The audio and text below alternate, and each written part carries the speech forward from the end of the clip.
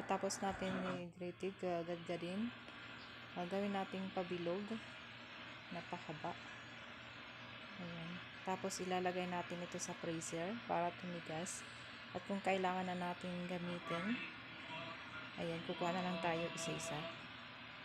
Pwede ito parang ilagay natin sa mainit pagpakulo tayo ng tubig.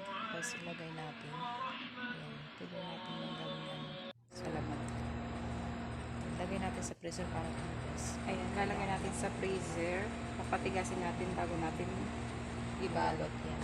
Ayan, titigas siya. Overnight, lagay sa freezer. Tapos ilagay natin sa plastic. Ayan, para sa susunod na gamit. Ayan, close natin.